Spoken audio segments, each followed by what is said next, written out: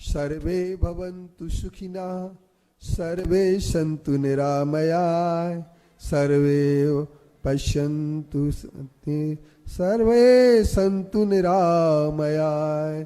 बोले अहिंसामयी विश्व धर्म की जयकारे में थोड़ी दम होना चाहिए। बोलिए अहिंसामयी विश्व धर्म की, आचार्य कुंद कुंद गुरुदेव की, आचार्य गुरुवर विद्यासागर मुनि महाराज की, मुनि श्री प्रसाद सागर चंद्र प्रभु सागर निरामय सागर महाराज की, अलग श्री सिद्धांत सागर जी महाराज जी की, समस्त आचार्य संघ की। उपस्थित बालचंद्र समूह के सभी छात्र छात्राएं, संचालक गण एवं होनहार प्रतिभाशाली सभी विद्यार्थियों से अपेक्षा सहित कुछ बात करना चाहता हूं। और बात हम प्रवचन नहीं करना चाहते हैं, हम सिर्फ चर्चा करना चाहते हैं, क्योंकि बच्चों के लिए प्रवचन नहीं सुनाए जाते हैं। उनके लिए उनसे चर्चा रूबरू करके और हम उनसे दो बात कहना चाहते हैं कि हम जिस देश में रहते हैं,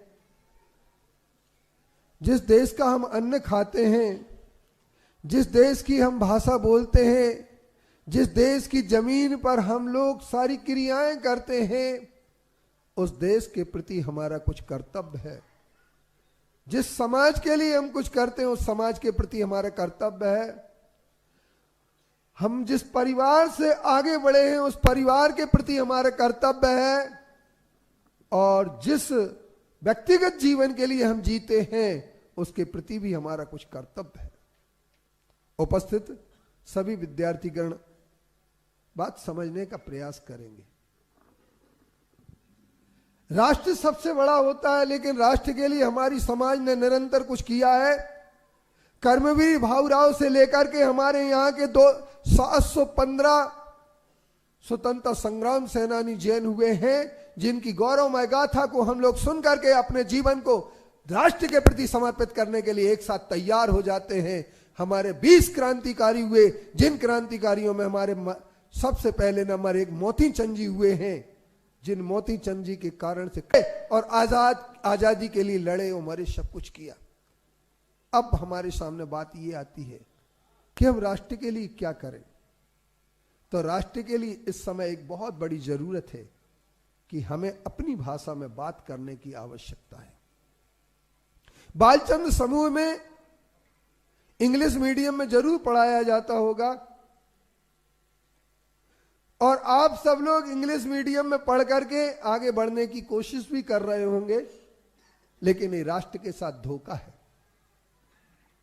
राष्ट्र की अस्मिता के साथ खिलवाड़ है। और हम यूं कह सकते हैं कि अगर हमने उस विदेशी भाषा के लिए अपनाया बहुत दिनों तक और, तो हम अपनी पहचान को हम भूल जाएंगे। फिर क्या आवश्यकता है?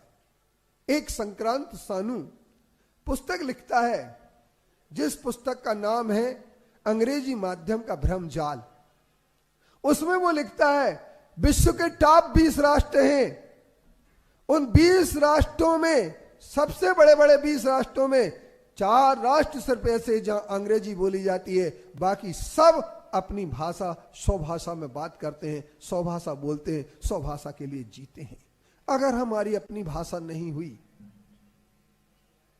अगर हमारी अपनी भाषा नहीं हुई, बहुत सारे लोगों को संदेह इस बात का रहता है कि अगर हमने अंग्रेजी को छोड़ दिया तो हमारे लिए रोजगार नहीं मिलेगा, नौकरी नहीं मिलेगी, अगर हमने अंग्रेजी भाषा को छोड़ दिया तो हमारे अंक ज्यादा नहीं आएंगे। लेकिन ये भ्रम है। आपके लिए मैं ये बात तय करके कह देना चाहता हूं, और आपके लिए एक बात बता देना चाहता हूं कि हमारे देश की भाषा में अगर हम चलेंगे, मराठी हो चाहे कोई भी भाषा हो, सारे देश की संपर्क भाषा एक हिंदी है, और इस हिंदी के साथ अगर अब हम चलते हैं तो याद रखना हमें रोजगार भी मिलेगा, हमारा व्यापार भी बढ़ेगा, और मैं आपके लिए कह सकता हूं कि आर्थिक उन्नति होने में हमारी देर नहीं लगेगी।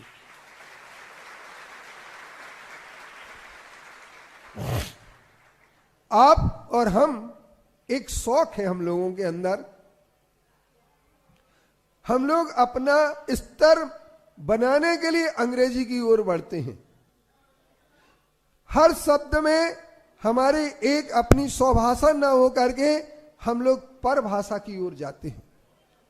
जैनों की भाषा क्या है, एक बड़ा गौरव का विषय है।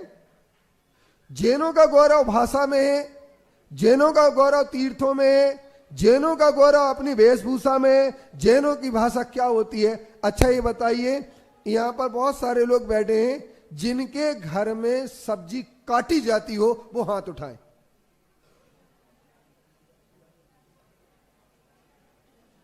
सब्जी काटी जाना और सब्जी बनाई जाने में, सुधारी जाने में बहुत बड़ा अंतर है। काटना विनाश का सूचक है और बनाना किस बात का सूचक है? कि निर्माण का सूचक है। तो हम लोग सब्जी के निर्माण की बात करें, सब्जी काटते नहीं है।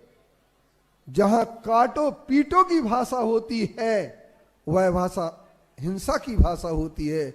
हमारे यहां करुणा की भाषा होती है, प्रेम की भाषा होती है। भारत का भारत, स्वर्ग का कोना, हिंदी जिसकी शान है, अंग्रेजी से मुक्ति पाओ, भारत मां आह्वान है, भारत मां आह्वान है। अंग्रेजों ने भारत लूटा, अंग्रेजों ने भारत लूटा, अंग्रेजी ने जकड़ा था। बोल के बाबू अंग्रेजी को झूठा ही तो अकड़ा था। हिंदी हिंदुस्तान हमारा, यह मौलिक पहचान है। भारत का भारत, स्वर्ग का कोना, हिंदी जिसकी शान है, अंग्रेजी से मुक्ति पाओ, भारत मां आह्वान है। उपस्थित सभी विद्यार्थी अगर मेरी बात से सहमत हो तो इस बात की खोज करने में आप लोगों को रिसर्च करते हैं। दुनिया में सबके प्रकार की रिसर्च होती है, लेकिन एक ऐसी रिसर्च की भी आवश्यकता थी जिसे संक्रांत सानू ने पूर्ण किया। और संक्रांत सानू IIT का बहुत बड़ा एक खोजी विद्वान है। उसने 20 देशों की यात्रा की, 16 उसके पेटेंट हैं, और उसने सारे देशों की यात्रा करने के बाद एक बात तय की कि अंग्रेजी में कोई धार्मिक ग्रंथ नहीं है। हम लोग सब लोग जानते हैं कि बाइबल अंग्रेजी में है, लेकिन बाइबल अंग्रेजी में नहीं है, हिब्रू भाषा में है। और हम ये कह सकते हैं कि गरीब से गरीब देश, छोटे से छोटे देश इजराइल ने भी अपने देश में सिर्फ एक बात तय की कि हमारे देश में वही भाषा चलेगी, चाहे कंप्यूटर में हो, चाहे IIT में हो, चाहे अभियांत्रिकी में हो, चाहे विज्ञान में हो, चाहे उच्च शिक्षा में हो, चाहे न्यायालय में हो, न्यायालयीन प्रक्रिया में हो। अगर कोई भाषा चलेगी तो 100 भाषा चलेगी। और उस देश ने विश्व के सब देशों में सबसे ज्यादा उन्नति करके दिखाई। अब हमारा भारत देश किस बात के लिए गुलाम है? तो हमें अपनी भाषा के लिए अपनाना। जैन, सौर, सैनी, प्राकृत भाषा, प्राचीन भाषाएं कितनी हैं? पाली, प्राकृत, हम लोग ऐसा कह देते हैं, लेकिन हमारी प्राकृत भाषा, चाहे वो अर्धमागधी हो, हम लोग पूजन पढ़ते कि नहीं पढ़ते? अष्टादश कितनी भाषाएं? महाभाषाएं कितनी हैं? 18। लघु भाषा 7 शतक सुचित। हमारे देश की भाषा संस्कृत, प्राकृत और जो भी हो, लेकिन एक ध्यान रखना, हमारे पास ऐसे भी लोग हैं जो कलेक्टर बने हैं हिंदी के माध्यम से। उनके नाम भी मेरे पास 25 हैं। ऐसे लोग जिन्होंने हिंदी माध्यम से पढ़ करके और कमिश्नर बने, और इसके उपरांत IAS जितने भी अधिकारी हैं उन सब में आप खोज कर लेना, चाहे जैन हो, चाहे नॉन जैन हो, कोई भी हो, अजैन हो, सब ने मिलकर के कई आपके लिए मिल जाएंगे जो हिंदी माध्यम से इतने उच्च पद पर पहुंचे हैं। हमारे यहां एक अभी जापान की राजदूत बनी है जिसका मोना कंदारे नाम है, और संस्कृत से MA करके IAS किया था। किससे? संस्कृत से। क्योंकि मैं सेक्रेटरी सचिव साहब से इसलिए कह देना चाहता हूं, क्योंकि सचिव साहब सबसे पहले ये सोचेंगे कि यदि हमने अंग्रेजी माध्यम को हटा दिया तो हमारा विद्यालय बंद हो जाएगा। परंतु मैं पूज्य आचार्य श्री के इस बात के लिए बहुत ज्यादा एहसानमंद हूं कि प्रतिभा स्थली में अंग्रेजी माध्यम को दूर करके और प्रतिवेश ताली के आने वाले प्रवेशों की संख्या अधिक हुई है, कम नहीं हुई है। साहस रखो, अंग्रेजी माध्यम से दूर हटने की कोशिश करो, क्योंकि इस अंग्रेजी के माध्यम से न जाने कितने हमारे युवक आत्महत्या कर लेते हैं, न जाने कितने युवक युवतियां अंग्रेजी के माध्यम से न जाने कितनी ओर बढ़ जाती हैं। तो ये भाषा की बात हुई। अब रहा सवाल इस बात का, हम जैनों के गौरव की बात करें। हमारे जैनों का गौरव कितना है, हमारे बच्चों के सामने हम बताना बहुत जरूरी है, क्योंकि इनके लिए ये बात कोई नहीं बताता है। क्या बताते हैं? हम जैन हैं, तो जैनी अपना जैन धर्म तो बोलते हैं, लेकिन जैनों का गौरव क्या है? कितने राजवंश जैन धर्म के लिए मानते थे। विंसेंट स्मिथ ने अपने एक लेख में लिखा है कि तमिलनाडु में एक समय जैन धर्म राष्ट्र धर्म था। तमिलनाडु में एक समय जैन धर्म राष्ट्र धर्म था। यह दुर्भाग्य है कि आज वहां जैनों की विरल संख्या है।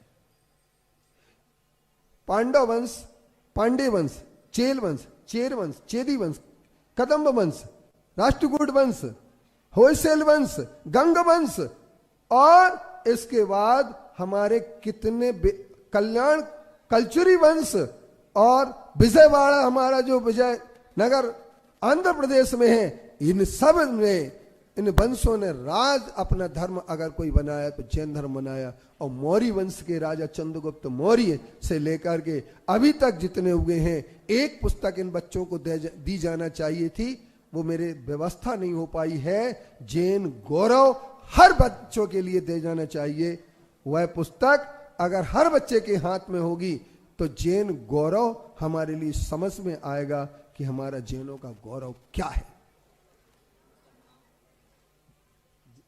जिनने लिखी है, हाँ, लिखने वाले आचार्य श्री ने एक बहुत अच्छी बात याद करा दी कि इस जैन गौरव पुस्तक के राइटर लेखक जो हैं हुकुमचंद सावला, जो अंतरराष्ट्रीय विश्व हिंदू परिषद के उपाध्यक्ष हैं, उन्होंने इस पुस्तक को लिखी है। और इसकी प्रदर्शनी, पूरी पुस्तक के आधार पर एक प्रदर्शनी बनी थी जो कुंडलपुर में लगाई गई थी। उस पर हो तो अपने सोलापुर में जरूर लगवाना।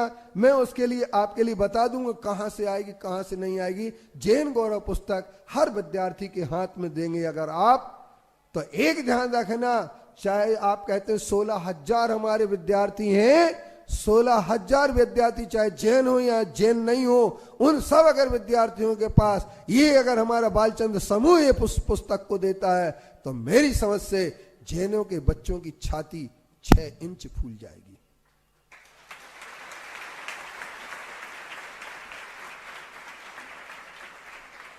क्योंकि जिसे अपने गौरव का ज्ञान नहीं होता है, जैसे अपने इतिहास का ज्ञान नहीं होता है, वो पुंसशाली पुरुष के समान होता है। इसलिए हमारे बच्चों के लिए हमें अपने इतिहास का ज्ञान कराना है, अपने उस भाषा का ज्ञान कराना, उस संस्कृति का ज्ञान कराना है कि जैनों ने कितना बड़ा बलिदान दिया है।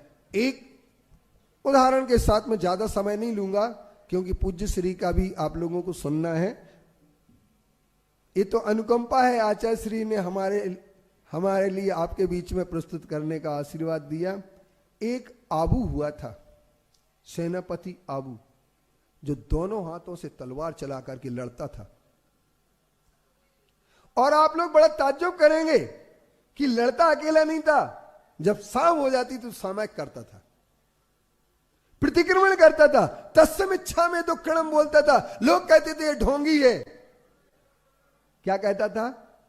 लोग कहते थे ये ढोंगी है, दिन रात काट मार करता है दिन में, और शाम को सामयिक करता है। ऐसी कोई सामयिक होती है? किसी ने उससे प्रश्न कर दिया तो उसने कहा, सुनो, मैं राष्ट्र के लिए लड़ता हूं, राष्ट्र का जो दुश्मन होगा मैं उसके लिए बख्शूंगा नहीं, लेकिन अगर कोई कमजोर होगा तो उस पर हाथ नहीं उठाऊंगा।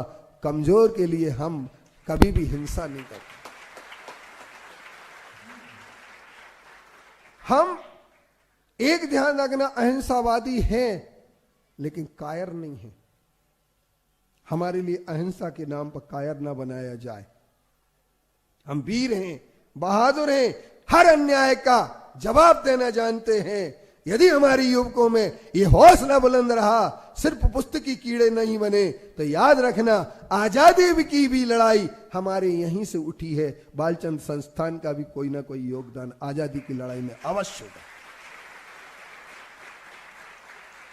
इसलिए मैं ये कह देना चाहता हूं आप सब लोगों से, जितने हमारे विद्यार्थी हैं, कि अहिंसक जरूर बने, करुणावान बने, विवेकवान बने और श्रावक की क्रिया को समझने वाले बने। सामायिक भी करना सीखें तो अन्याय का जवाब देना भी सीखें।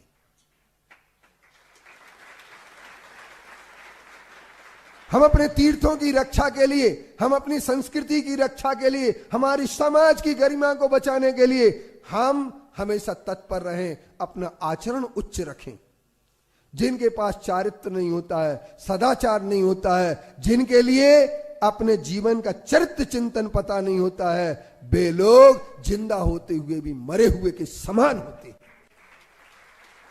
हमारे आचार्य कुंद देव ने एक बात कही है, सबसे बड़ा धर्म कौन सा हो सकता है?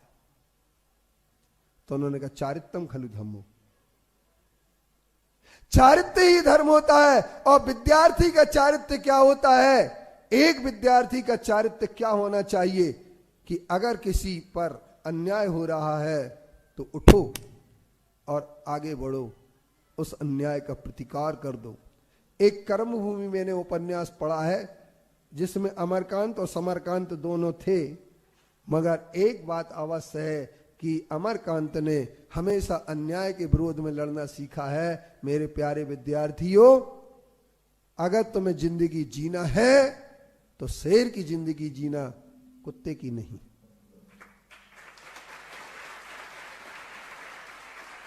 अपने तीर्थ रक्षा के लिए, अपने धर्म रक्षा के लिए, अपने गुरुओं की रक्षा के लिए, अपनी समाज की रक्षा के लिए, अपनी अबला की रक्षा के लिए, अपनी महिला की रक्षा के लिए, और अगर किसी पर अन्याय हो तो टूट पड़ना।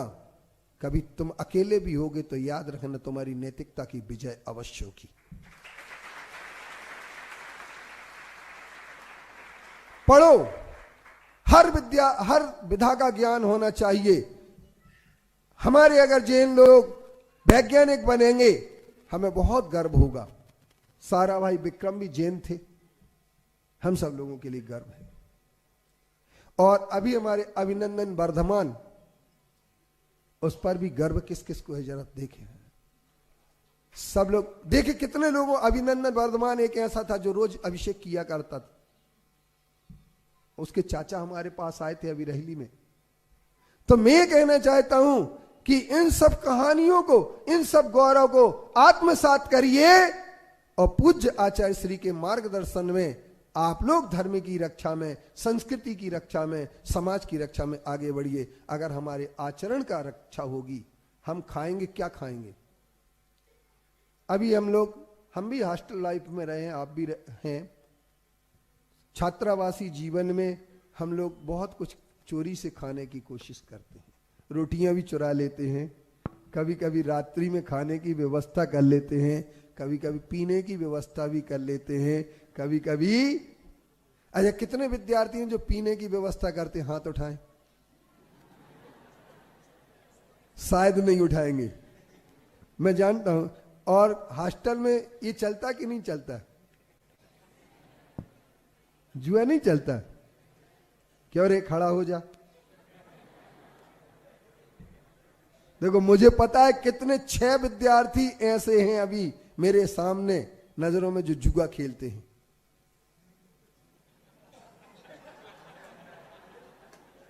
अब वो, मैं उनको खड़ा करके जलील नहीं करना चाहता हूं, लेकिन वो स्वयं आज से इस बात का त्याग कर दें कि हम अपने छात्रावास को आदर्श छात्रावास बनाएंगे, व्यसन मुक्त छात्रावास बनाएंगे।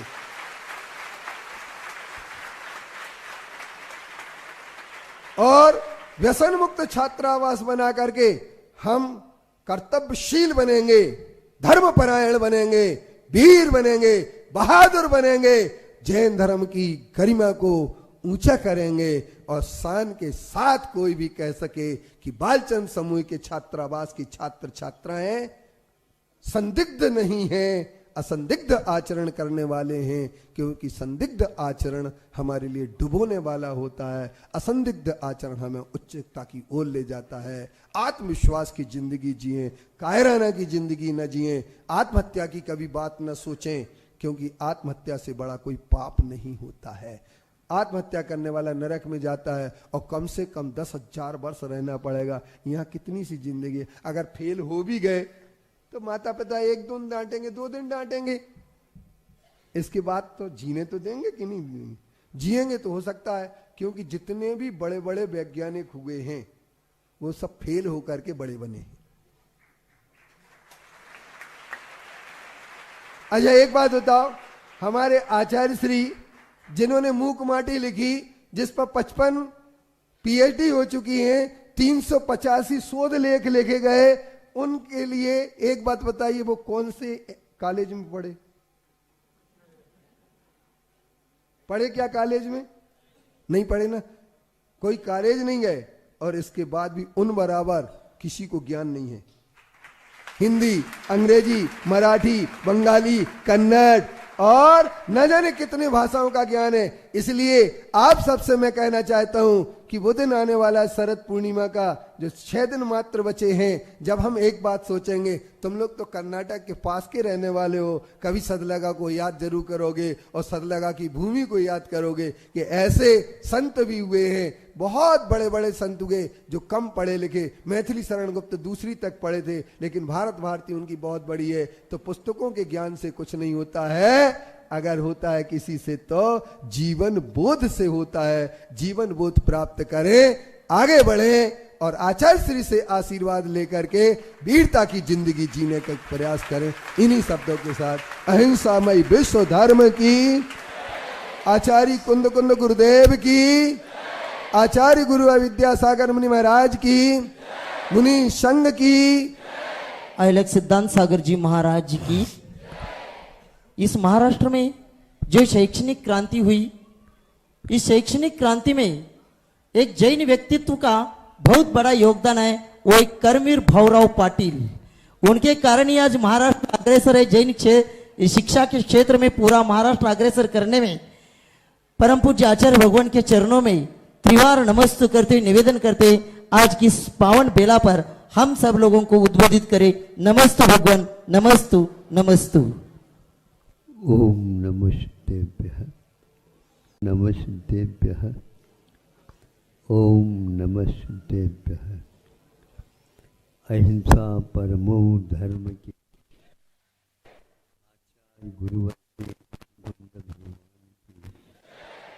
आचार्य गुरुवर श्री ज्ञान सागर मुनि महाराज की जय बोलो। परम पूज्य संत श्री आचार्य भगवान विद्यासागर जी महामुनि राज की, समस्त आचार्य संघ की।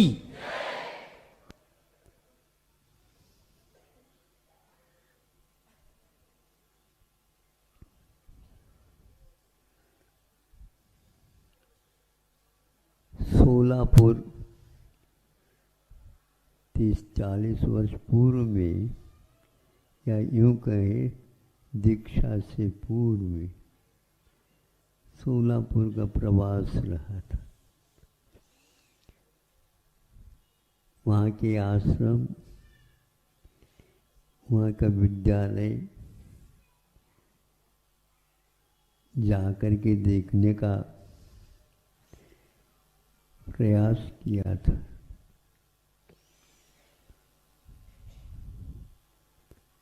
क्योंकि उस समय गुरुकुल की परंपरा चलती थी। अब धीरे धीरे उन गुरुओं के कुल में क्या क्या आ रहा है, क्या क्या नहीं आना चाहिए था, और प्राथमिकता जिसे मिलना चाहिए उसमें क्या क्या अंतर आया, मैं नहीं कह सकता, किंतु काल के अनुसार परिवर्तन होता रहता है।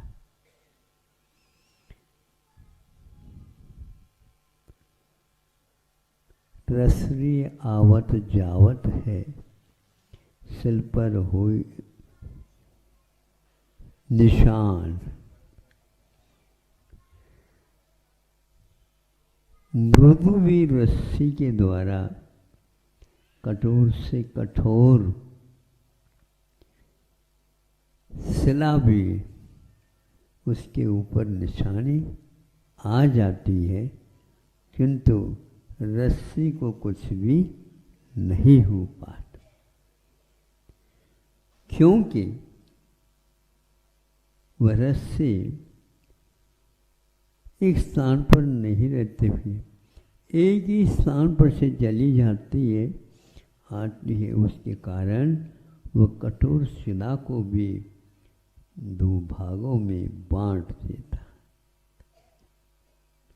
उपयोग के पास ऐसी दिव्य शक्ति है, वह अपने उस शक्ति के माध्यम से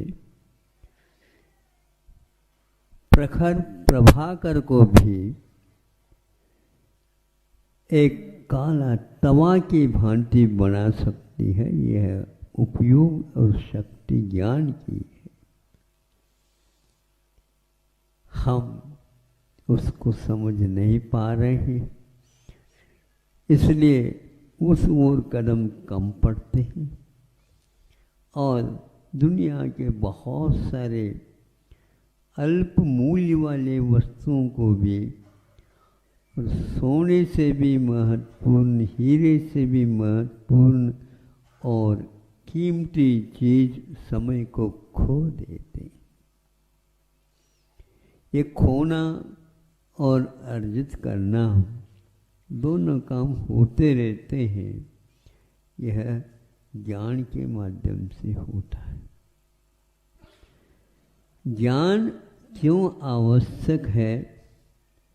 ज्ञान के स्वभाव के बिना आत्मा रहती नहीं है, फिर भी क्यों ज्ञान अर्जित करें? यह बहुत महत्वपूर्ण है। वह शिक्षा के माध्यम से ही उसका बोध होता है।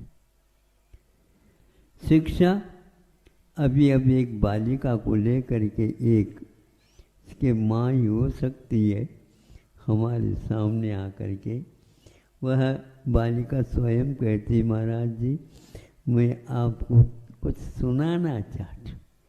वह नेत्र से विकल थी, लेकिन हाँ सुनाओ, क्योंकि वो देख तो पा नहीं रही है। तो हमने मुख से कहा सुनाओ, तो उसने तत्वार सूत्र के मंगलाचरण को सुनाया और भक्तावत जी के एकाध कड़ी को भी सुनाया, स्पष्ट उच्चारण के साथ। नेत्रहीन होने के उपरांत भी आप लोगों से भी ज़्यादा स्पष्ट संस्कृत का उच्चारण कर लिया।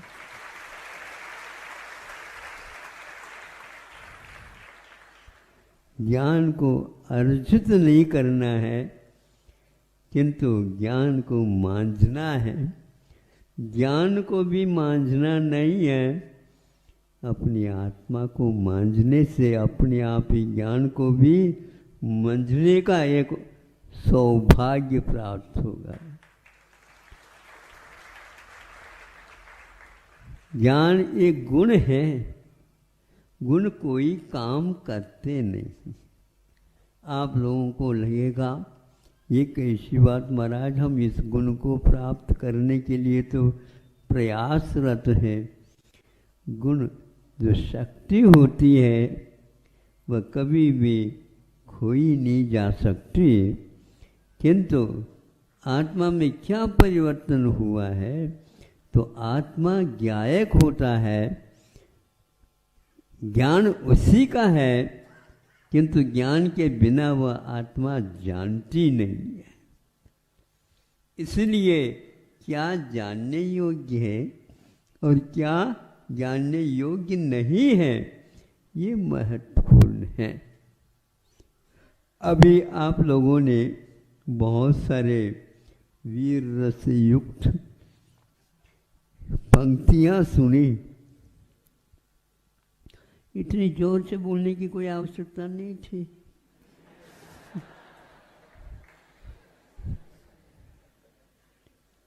उस ज्ञान का भी उपयोग हमें करना है तो व्यक्ति सुन करके भीतर ही भीतर तिलमिला जाए और वह तिलमिलाहट उसको जिंदगी तक रात के 12 बजे भी याद करती रहे तो वो याद आ जाना ही। ये कहाँ से मिली थी हमें ये विद्या? तो ज्ञान को नहीं मांझना, किंतु ज्ञान के माध्यम से आत्मा को मांझना है। इसलिए ज्ञान को इतना महत्व नहीं दिया कुंद देव ने, किंतु ज्ञानी अथवा गायक को महत्व दिया है। और वह गायक ही जब लायक बनता है फिर क्या कहना, ज्ञान हाथ जोड़ करके अपने सामने खड़ा हो जाएगा। मेरी भी कुछ सेवा आप स्वीकार करो। चुप रहो, तुम क्यों बोल रहे हो? मैं कहूँगा उस समय तुम्हें काम करना है, नहीं समझे? और मैं जैसा कहता हूँ उसके अनुसार करना है। हाँ, शक्ति कभी भी काम करती नहीं है, शक्ति काम में आती है। क्या कहा? दोबारा कहूँ? हाँ, शक्ति कभी काम करती नहीं है, किंतु शक्ति काम में आती है। वह गायक कब लाना है उसका, इससे काम कब नहीं लेना, वह गायक जानता है। ज्ञान पड़ा रहेगा। चुप रहो, सामान्य के समय पर तुम उद्यम नहीं करेंगे। मां चिंतः सामाजिक करते हैं ना आप, उस समय ये सोचो नहीं, चिंतन करना एक प्रकार से ज्ञान के कारण परिश्रम होता है। आपका माथा तपता है ना, माथा तब कब तपता है? जब हम उस ज्ञान को विशेष रूप से काम में लेना चाहते हैं, बार बार काम में लेना चाहते हैं, उस समय वो कर नहीं पाता तो वह माथा तप जाता है। इसलिए उसका उपचार करना आवश्यक होता। माथा ने तो कुछ बोला नहीं है, लेकिन वहाँ पर ज्ञान को लगाने से माथा दुखने लगा। आज प्राय करके विद्यार्थियों के माथा दुखने लग जाता है। मुझे उससे बहुत कष्ट होता है कि देखो सही जिसको इनको सेवा करना था उसका न करके माथे को ही ये लगा रहे हैं तेल, वो ये। पहले ज्ञान को लगाओ अच्छे ढंग से। वह ज्ञान को लगाने वाला कौन है? तो गायक आत्म तत्व होता है। गायक जो होता है वह द्रव्य होता है, और गुण जो होता है वह ज्ञान के समान और भी गुण होते हैं। अब हमें ये समझना है ज्ञान को कब काम में लेना, कितनी मात्रा में लेना है, फिर कब उसको नहीं लेना है। यह यदि विद्यार्थी सीख ले तो हमारे पास आकर के बार बार नमस्ते महाराज हमारी टेंशन खराब हो गया है, हमारा टेंशन बहुत ये हो रहा है, इसके लिए कोई साधन बता दो। तो भैया आपका इंटेंशन ठीक नहीं है, इसलिए टेंशन हो रहा है।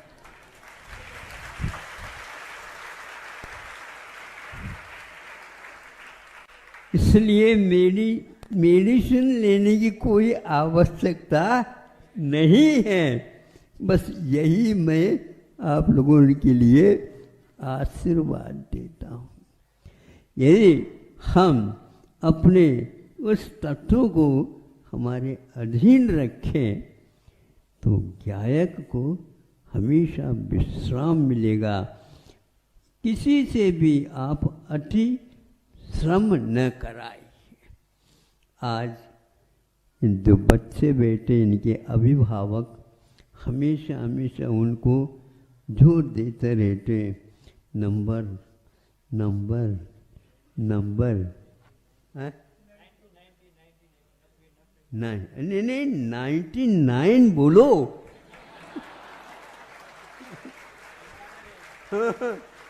99 नहीं बोलो, 99 और 9 कितने पॉइंट, 99 पॉइंट भी बोलो। हाँ, और हाँ इतने नंबर ना हो। हाँ, ये करने से जब वह 90 तक भी नहीं आता तो माता पिताओं की आज्ञा का उल्लंघन हो गया, घर से बाहर निकालने की सोचता है वो। ऐसा तो कम से कम दया करके अपने गुरुकुल में जो सीखने के लिए आए अभिभावकों को भी सिखाओ, ये तो अपने आप सीख लेंगे।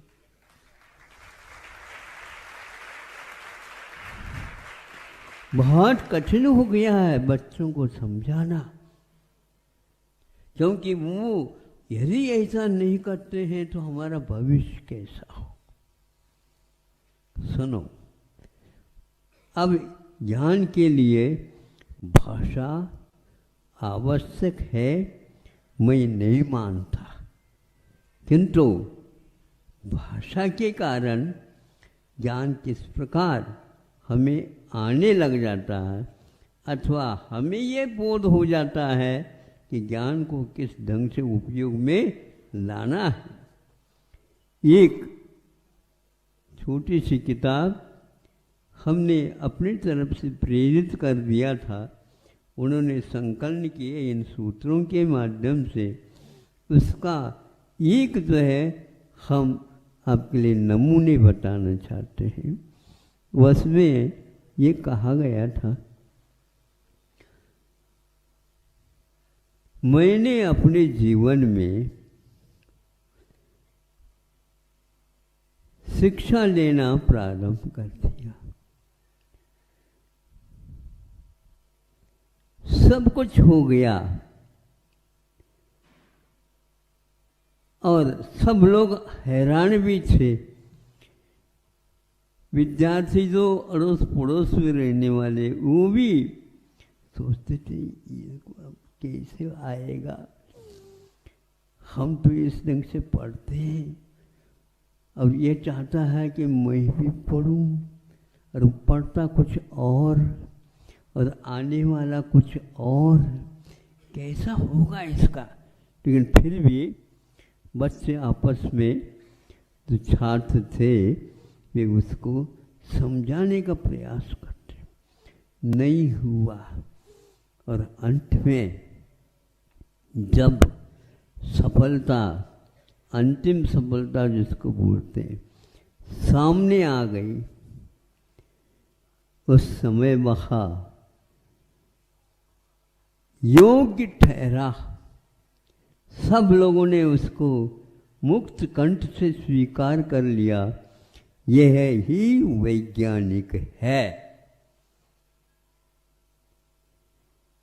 अब आपको आश्चर्य होगा, स्वयं वह व्यक्ति कह रहा है मुझे वैज्ञानिक होने का सौभाग्य मिला है। तब मिला है, कैसे तब मिला है बताओ?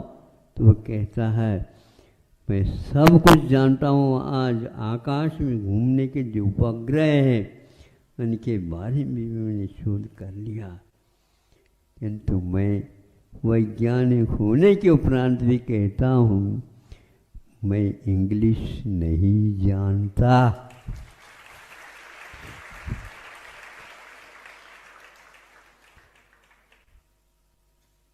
है बताओ, इंग्लिश नहीं जानने वाला व्यक्ति वैज्ञानिक बन सकता है, वो स्वयं कह रहा है। अब आप समझेंगे इंग्लिश अनिवार्य। हम तो ये कहते हैं यदि आप संयत हो गए तो ज्ञान को अपने आप ही शांत बैठना पड़ेगा। आज ही एक अकलंग देव की पंक्ति मिली थी, अपने आप ही शांति आने लग जाती है। ध्यान में व्यग्रता नहीं रहती है, किंतु ज्ञान में व्यग्रता कहाँ से आ गई पता नहीं। उस व्यग्रता को दूर करने के लिए ही इंटेंशन को आप सुधार दीजिए। टेंशन अपने आप ही दूर हो जाएगी। बच्चों को हमेशा हमेशा शुद्ध भोजन, शुद्ध पानी और शुद्ध वस्त्रों का धारण करना अनिवार्य। वस्त्रों को भी महाराज, हाँ वस्त्र है, वस्त्र भी आपके लिए बड़ी बड़ी आवश्यक है, वो चीज है जिसके कारण आप देख लो, यदि आधुनिक ढंग से आप वस्त्रादि का पहनाव करते हैं और करने योग्य वस्त्र का पहनाव करते हैं तो उस समय क्या क्या अंतर आ जाता। जब हम छोटे थे उस समय जब तक ऊपर शर्ट जो होता है जिसको अंगरखा बोलते हैं दक्षिण में, उसको उतारते, टोपी को भी उतारते और हाथ पैर धो लेते हैं। फिर इसके उपरांत रसोई घर में प्रवेश मिलता था, नहीं तो क्यों? इसलिए कि उसके पहनने से ही अपने आप आहार लेने की धारणा भावना बन जाती है। और इनको कई बार कहना पड़ता, बेटे ये ले ले, ये ले ले, ये, अरे वो लेना नहीं चाहता है, वह होटल का चाहता है। भूख लग जाते हैं तो अपने आप ही चीज स्वीकृत हो जाती है। तो ऐसे संस्कार जो कि यह स्थान का भी और उस मन वस्तुओं का भी और जलपान इत्यादि का भी बहुत बड़ा प्रभाव पड़ता है। ये बच्चे बिस्किट ये खा लेंगे, एक कप चाय पी लेंगे और चींटी की भांति यूं हो जाएंगे। अरे महाराज, छुआरा तो खजूर को भी देता है। क्यों ऐसा होता है? क्योंकि यह नियम है। अन्न ही एक प्रकार से शरीर के लिए उत्तम आवश्यक तेल है। अन्न एकदम पचता नहीं, धीरे धीरे पचता है। फिर इसके उपरांत उसके माध्यम से रक्त आदि का निर्माण होता है। किंतु दूसरे और कोई वस्तु सेवन करेंगे तो इस प्रकार काम नहीं करेंगे और एक प्रकार से शरीर में जो गर्मी चाहिए, रक्त संचार के लिए गति जो मिलती है वह अन्न के माध्यम से मिलती है। इसलिए आप लोग अपने आप को सशक्त बनाना चाहते हो तो आहार लीजिए। आहार ही औषध है। सोलापुर से लगभग आज वह 60-70 वर्ष हो गया होगा, एक कल्याणकारक आयुर्वेदिक ग्रंथ का प्रकाशन हुआ था। उस समय पंडित वर्धमान शास्त्री ने उसकी प्रस्तावना और प्रकाशक बनने की सौभाग्य होता। और जैनेतर ब्राह्मण जिनको बोलते हैं चौथी के धारक थे, मूर्धन्य विद्वान थे, उन्होंने उसकी प्रस्तावना लिखी है। उस प्रस्तावना को पढ़ने से हमें लगा यह एलोपैथी की ओर देखना नहीं चाहिए। आयुर्वेद को जीवित रखने के लिए छात्र छात्राओं को प्रेरित करना आवश्यक है, जो चाहते हैं वो पूरा का पूरा मिलेगा। आज रुग्ण देश होता जा रहा है, विश्व उसमें उसका शिकार बनता जा रहा है। उसको यदि आप सही मार्ग पर ला सकते हो तो एकमात्र आयुर्वेद है। अकाल मृत्यु विनाशार्थम आयुर्वेद शास्त्रम लिख्यते। आयुर्वेद शास्त्र का जो लेखन हुआ है वह केवल अकाल मृत्यु को बचाने के लिए। मृत्यु कभी भी बच नहीं सकती, मृत्यु तो अनिवार्य होती है। हम कभी भी अमर बनना नहीं चाहते हैं, क्योंकि मृत्यु के अभाव यदि होना है तो निश्चित रूप से हमें आयुर्वेद की ओर देखना पड़ेगा। और वहाँ उसमें वो दुर्गाचार्य उग्रादित, हाँ, उनकी वह कृति है। और उसमें ऐसा उन्होंने लिखा है ब्राह्मण विद्वान ने, जैनाचार्य जैन मुनि और जैन पंडित जो कोई भी हुए हैं, उन्होंने जो आयुर्वेद की सेवा की है अपने आप में एक बहुत महत्वपूर्ण है, गौरव का विषय है। और बहुत सारी बातें उन्होंने और भी लिख करके कहा है कि हमें इसको पढ़ने से यहाँ एक प्रकार से अपने आप ही हमारा ज्ञान प्रफुल्लित होता है कि ऐसा काम करना चाहिए। आज आप लोग आए हो, आहार तो चाहिए, जल भी चाहिए, किंतु आज आपके लिए भाग्य में दोनों में दूषण आ गया है कि ऐसे ऐसे अन्न का निर्माण होता है जिसमें बीज भी विदेशी बीज है और उसके लिए खाद भी विदेशी खाद है और उसके रोग यदि पड़ते हैं तो विदेशी ही कीटनाशक दवाइयाँ हैं। इस प्रकार अंगूर भले ही ज़्यादा, अनार भले ही ज़्यादा महाराष्ट्र में होता हो, लेकिन उनको ऐसी दवाइयों में डुबो करके उनको तैयार कर दिया जाता है। कितने भी आप उसको धो लो, उसके विषाक्तपना दूर नहीं होते। उसका सेवन आप अपने बच्चों को कराने से कभी भी वे रुग्णता से ऊपर नहीं उठ पाएंगे। इस सब को देख करके ऐसा लगता है भारत को अपनी ओर देख लेना चाहिए। यदि जन सेवा करना चाहते हो तो आप सर्वप्रथम अन्न की सेवा करो और उस अन्न को ऐसा उत्पादन करो और कृषकों को प्रेरित दो। यह कृषक आप लोगों के लिए 24 घंटा 12 महीने कमर कस करके खड़े रहते हैं और आपको लोगों के लिए अमृतमय उस अन्न की फसल तैयार करके देते हैं।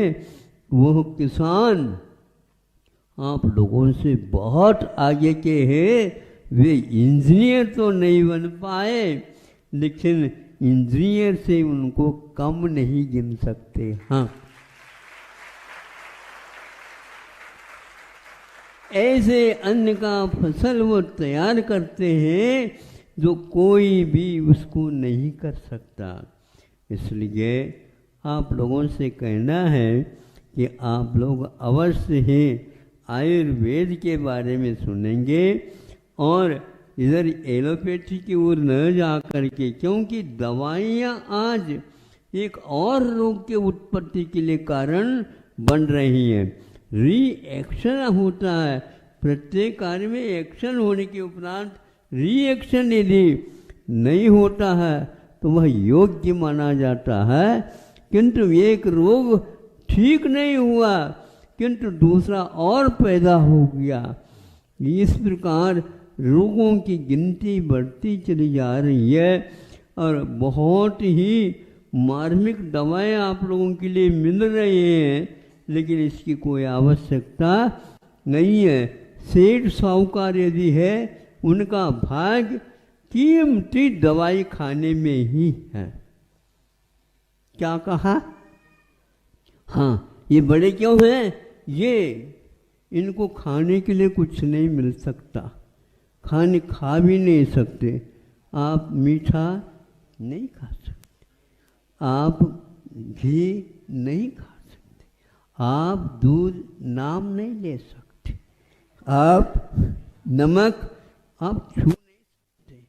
बस ये करते फिर हमारे जीवन कैसा बचेगा? ये आप दवाई ले लो। अभी अभी अमेरिका से ये आया है और इसका मूल्य कितना है? 50,000 रुपए।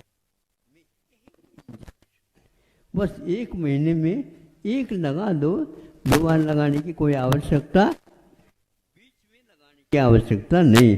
फिर बाद में 2 महीने में लगा दो, किंतु 1 लाख रुपए में एक इंजेक्शन आता। इस प्रकार रोगी के रोग और बढ़ते चले जा रहे हैं और आप समझ रहे हैं कि हमारी चिकित्सा हो रही है, ये गलत। लेकिन आयुर्वेद में इससे ठीक विपरीत परिणाम निकलता है। वह कैसा होता है? वह आपके जड़ सहित निकाल देता है। और उसका मूल्य कितना है? अरे 5 नए पैसे में आ जाता है। और मुफ्त थोड़े से और चले जाएं तो मुफ्त भी मिल जाएगा आपको।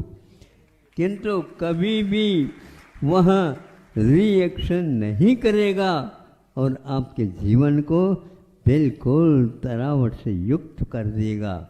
ऐसे कई नुस्खा जो घर में ही माता पिता या और बड़े हैं वो सब करते रहते हैं, इसकी आवश्यकता।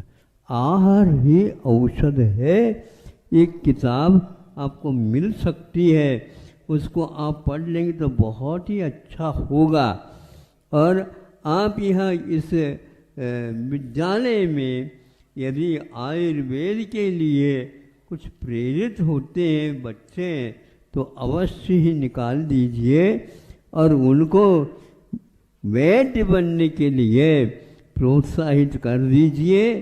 तो भारतीय औषध पद्धति, चिकित्सा पद्धति बहुत आगे तक पहुंच सकती है।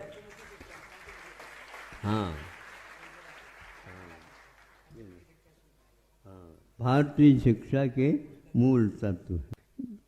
ऐसे है, इसलिए शिक्षा क्या होती है? शिक्षा का अर्थ यह है कि कोई अक्षर ज्ञान से मतलब नहीं रखता और न ही और कोई लिखने पढ़ने की आवश्यकता होती है। केवल उसको समझने के लिए हमें श्रवण शक्ति चाहिए और वह गुरुजी पढ़ाते चले जाएं और आप उसको सुन करके ही सब कुछ तैयार कर सकते हैं। लेकिन ये ध्यान रखना, उसके उपयोग करने में हमारे लिए जो पद्धति बता दी है वो निश्चित हो जाती है। एक जब रोग किसी भी प्रकार से ठीक नहीं होता है, फिर भी एकाध वस्तु के माध्यम से भी रोग की चिकित्सा की जाती है, तो वह एलोपैथी में, हेमोपैथी में और किसी में नहीं, एकमात्र आयुर्वेद में ही है, जिसको एक प्रकार से कल्प बोलते हैं। कल्प क्या वस्तु है? कल्पना नहीं है, किंतु कल्प तो एक प्रकार से काया कल्प करता, काया कल्प करता। यह कल्प तरु है, यह कल्प तरु है। और क्या? यह कल्पना नहीं है, किंतु यह वास्तविकता है। कैसे? हम बताना चाहेंगे। 1 मिनट में यह बताया जा सकता है। एक व्यक्ति को पीठ में गांठ हो गई। धीरे धीरे उसका विकास हुआ। विकास के साथ उसमें दर्द होने लगा। दर्द के साथ वह और ऊपर आया और उभर करके दिखने लगा। बोला जब क्या करें, लोग ऑपरेशन के लिए कह रहे हैं, नहीं, वो स्वयं उसका ऑपरेशन हो जाएगा। आता आता गया ऊपर। फिर किंतु इसके लिए 1 महीने पूर्व से एक पुलटिस, जिसको बोलते हैं आप लोग कौन से, वो अलसी, अलसी और कुछ जवस, जवस बोलते हैं, अलसी, पुलटिस बांधते थे। बांधते बांधते ऊपर आ गया। आने दो, अब फोड़ दे, फोड़ना नहीं, वह स्वयं फूटेगा। वह ऐसा ही हुआ, फूट गया। अब वह फूटने के उपरांत कब तक वह उसमें से जो रक्त, खून, पीप आदि निकलता, निकलने दीजिए, और वह पुलटिस लगाते चले जाएंगे। फिर इसके उपरांत उससे भीतर से कुछ भी नहीं रहा, तो वह बंद हो गया। अब इसमें शुद्ध घी, हल्दी, बस इतना बांधते जाओ। वह स्वयं भरता चला गया। और अपनी चिकित्सा का व्यय कितना हुआ, कुछ नहीं हुआ। इसके लिए डॉक्टर शल्य चिकित्सा, ये शल्य जो है ना, प्रत्येक रोगी के मन में शल्य पैदा करता है। हाँ, चुभता रहता है, उसके बिना कोई हो ही नहीं सकता। अरे निश्चल्यो व्रती, हमारे आचार्यों ने कहा शल्य से रहित व्रती होता है। और आज उनके जीवन में भी शल्य घर कर गया। ऐसे और भी हैं उदाहरण, हम आपके समझ नहीं लेना चाहते, लेकिन इससे लोभ से भी मैं दूर नहीं होना चाहता। अब सुनिए, एक के जीवन में कम से कम भी 10-20 बार एक कान के पास फुड़ियाँ होती थी, और उसमें से कुछ सफ़ेद सफ़ेद सफ़ेद बिल्कुल आटे के बराबर, आटा जैसे वो निकलता था। और निकले बिना वह शांत नहीं होता। और वह 2 महीने या 1 महीने, कभी 2-3 महीने में इस प्रकार होता था। सभी डॉक्टर हो गए, कोई है ही नहीं। फिर इसके उपरांत पुनः हो गया। उस समय आकर के कहा, अब मैं क्या करूं? कोई बात नहीं, चिंता नहीं करो, ठीक हो जाएगा। उसके ऊपर वही अलसी का पुलटिस लगा दो। किंतु ध्यान रखना, जल्दी नहीं करना। कब तक ये मत पूछो। जब तक वह बाहर नहीं निकलेगा, तब तक हम चुप बैठेंगे नहीं। प्रतिदिन लगाना, प्रतिदिन शाम को बांधते, सुबह तक रहता, फिर ये करना। यह क्रमशः 6 महीने तक चला। सुन रहे हो आप? हाँ, 6 महीने तक चला। बीच में कई बार आए हम, उन्होंने कहा महाराज इसमें कुछ हो नहीं रहा। कैसे कह रहे हो आप? वह काम कर रहा है, लेकिन एकदम इतना काम हो नहीं सकता। उसकी भी सीनियरिटी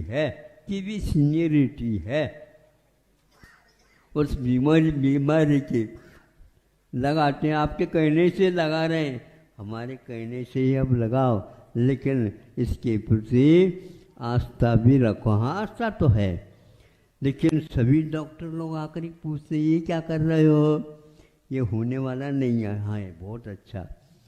तो इसके उपरांत 6 महीने के उपरांत, सुन रहे हो, बस एक दिन वह फूट गया। हमने कहा हमें राहत मिल गई। हाँ, क्योंकि विश्वास तो दिलाना बहुत कठिन है। हाँ, शल्य क्रिया सफल हो। अब वह कब तक निकलेगा, निकलता गया रहा, आप लगाते रहिए। अब वह खुशी हो गई उनको, हाँ अब लग गया। 6 महीने के उपरांत वो काम कर गए। नहीं, प्रतिपल वह पॉलिटिक्स काम करती थी, लेकिन 6 महीने पूर्ण निकलने के लिए लग गया। अब वह 1 महीने तक लगातार आता चला गया और लगातार ये बांधते चले गए। जब वहाँ आना बंद हो जाएगा तो फिर उसके लिए वही घी और हल्दी कड़का ये लगा देना, बस ये कर दिया। फिर इसके उपरांत वह दीवार की भांति एक माट कुछ भी उसकी निशानी तक नहीं रही। अभी तक उसका 4-5 साल हो गए, एक बार भी शिकायत नहीं आई। यह आयुर्वेद का चमत्कार सभी डॉक्टरों के द्वारा नहीं हुआ। ऐसे कई हमारे सामने अनुभव हो जाते हैं, इसको मना हम नहीं कर सकते। इसलिए बच्चों, एक प्रकार से आप लोगों की परीक्षा की घड़ी है, प्रतीक्षा आप करो, लेकिन क्या आता है वो मत दिलाओ, मत दिलाओ। क्या मत दिलाओ? विश्वास लौट आता है। मत दिलाओ, विश्वास लौट आता आचरण से अथवा व्यवहार से। आज का यह युग व्यवहार कुछ करना नहीं चाहता, आचरण के ओर उपेक्षा रखता है और फल की इच्छा तो रात दिन करता रहता है, हमें मिल जाए, हमें मिल जाए, है नहीं।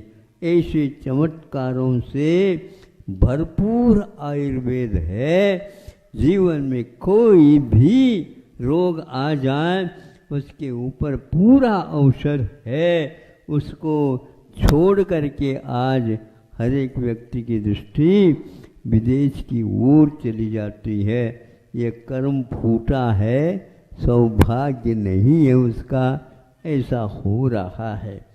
ऐसे ही हर बात में, हर क्षेत्र में भारत बहुत आगे का है, लेकिन ये नहीं, ये विज्ञान हो गया।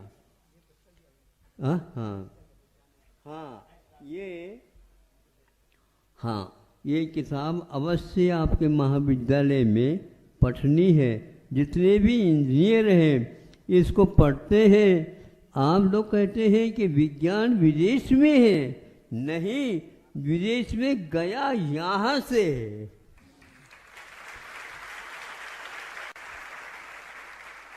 इसमें लिखा हुआ, उन्होंने अलग रूप से 5-6 पंक्ति लिखी है। इसको पढ़ने से आपको गुस्सा आ सकता है, ये क्या कह रहे हैं।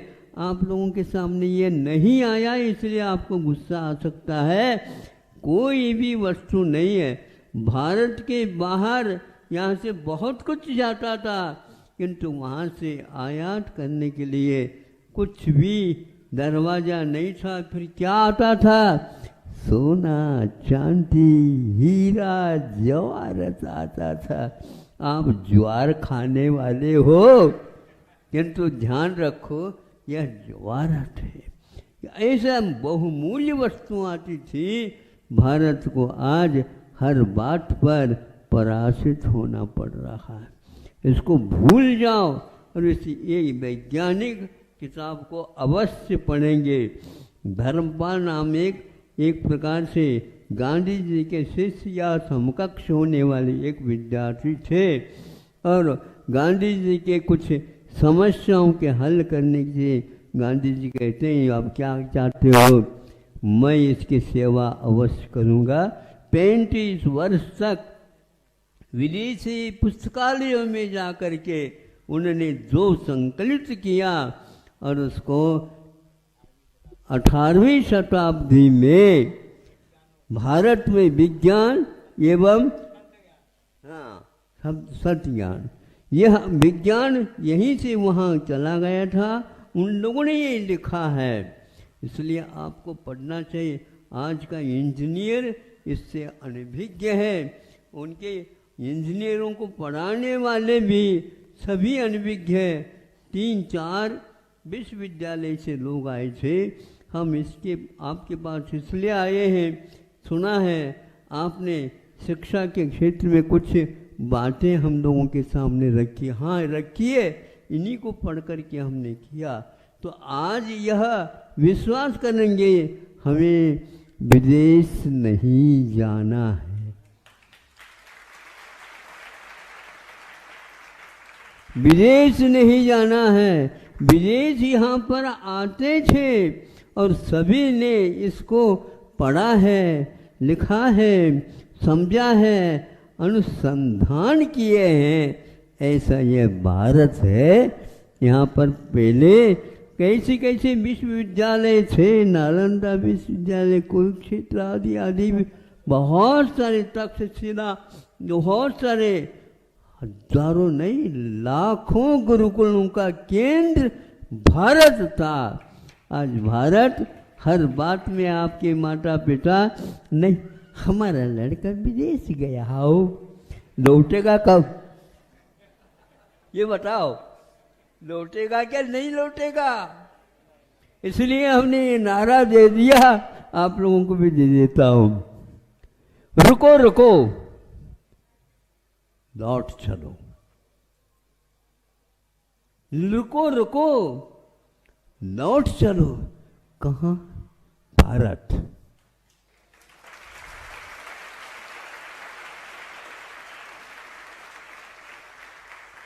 विदेशी लोग भारत आ रहे हैं और आप लोग विदेश में। महाराज कुछ चमत्कार तो है। हाँ, विदेशी लोगों के लिए भारत में चमत्कार दिख रहा है और आप लोगों को वहां पर दिख रहा है। गलत कौन है, सही कौन है, ये आपको देखना है। इसलिए आज के वस्त्र जो आप पहनते हैं वो चर्म रोग को पैदा करने वाले हैं और अनेक प्रकार के तामसिकता के वहाँ आपको शिकार बनाते जा रहे हैं। और निश्चित बात है जिससे रोजगार के लिए एक प्रकार से ब्रेक लगा हुआ है।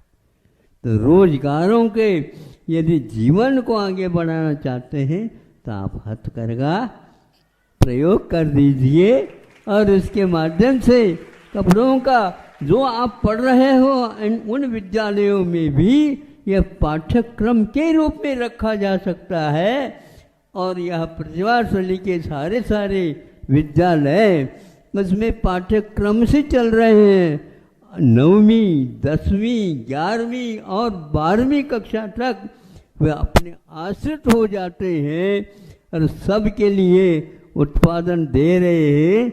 उसको जा कर के आप देखेंगे तो लगेगा कि हमारे भी विद्यालय में ये होना ही चाहिए। आप जब स्वयं तैयार कर सकते हो तो पराश्रित क्यों हो रहे हो? हाँ, इसलिए ये पसीना सोखने की क्षमता इन वस्त्रों में रहती, किंतु आप लोगों के वस्त्रों में ये गुण है ही नहीं। इसी प्रकार वासना इंद्रियों के वशीभूत करने की क्षमता इन वस्त्रों में है। उन वस्त्रों में यह संयम धारण रख नहीं सकता। इसलिए ये भी ये आवश्यक है। जीवों का रक्षण इसके बिना नहीं हो सकता, क्योंकि पानी छान करके पीना विदेशी इन वस्त्रों से छन नहीं सकता, पक्का है ही है। और उसमें से यदि छनेगा तो निश्चित रूप से वहाँ से कोई जीवों का निष्कासन नहीं होगा। इसलिए छानने की अपेक्षा से, वस्त्र में निरोगता प्रदान करने की अपेक्षा से ये वस्त्र बहुमूल्य है। इसलिए गांधी जी ने ये कहा था। कल ही तो मनाया आपने गांधी जी को, हैं? कल ही तो हुआ था। आज आप आ गए, अच्छे समय पर आए हो। हाँ, भारतीय शिक्षा के मूल तत्व शिक्षा पद्धति कैसी होनी चाहिए, ये महत्वपूर्ण। केवल 100-150 पृष्ठ ये किताब है, किंतु ये पठनी है और विद्यालय में एक तो नहीं ले जा सकते, और आप बहुत कुछ इसके प्रति मिल सकती है, वो मिल जाए। भारतीय शिक्षा के मूल तत्व के रूप में ये बच्चे सारे इसके अनुसार शिक्षा पा ले तो बहुत बहुत विकास होगा, इसमें कोई संदेह नहीं। यह भी एक आग्रह है कि अनुसंधान के लिए यदि चीज है, कोई भाषा है, तो वह इंग्लिश है। ऐसे सब लोग रट रखे हैं।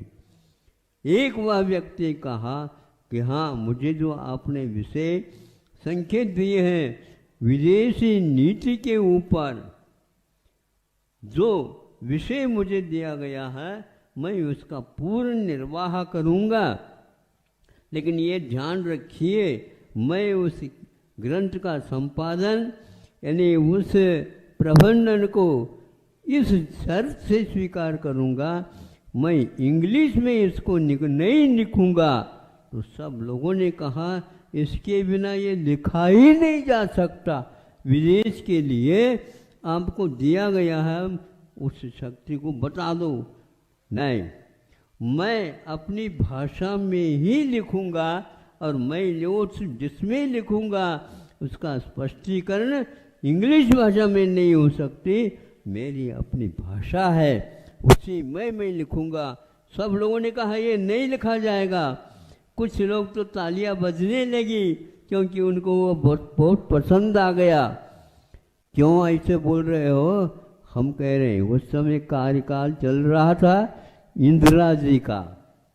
उन्होंने कहा नहीं मैं लिखूँगा, लेकिन इसी मैं अपनी भाषा में हिंदी भाषा में लिखूँगा। अंत में हाँ कहा गया है। फिर उन्होंने ऐसा बढ़िया लिखा है, आज भी वह एक उदाहरण बना हुआ है।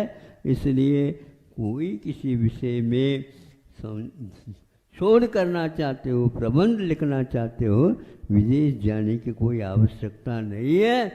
ये किताब पढ़ने से आपको ज्ञात होगा। यहाँ कम से कम भी 7-8 भागों में विभाजित है, 10 भागों में विभाजित है, और आज भी यह मराठी भाषा में भी है, हिंदी भाषा में भी है, मूल में इंग्लिश भाषा में, क्योंकि वहीं पर जाकर के वो लेखक लिखते थे, फिर बाद में अनुवादित हो गए हैं। इसको हमने देखा तब लगा कि नहीं, विज्ञान के बारे में आपकी धारणा गलत है, इसलिए आप वैज्ञानिक नहीं बन सकते। इसको पढ़ने से अवश्य बन सकते। और वैज्ञानिक का अर्थ जो है केवल पुद्गल की खोज नहीं है, भीतरी आत्म तत्व की खोज के लिए। और ये सारे सारे महाराज उस आत्म तत्व के कर्तृत्व के लिए शोध प्रबंध लगे हुए हैं। और इसके लिए न स्याही की आवश्यकता है, न पेपर की आवश्यकता है, न कोई किसी के निर्देशक की आवश्यकता है। केवल आत्म मनन करने से ही वह लिखा जाएगा और उसका फल मिलेगा, मुक्ति मिलेगी। यही इतना कहना चाहता हूँ। आपके लिए समय ज़्यादा हो गया होगा, लेकिन अब जैसे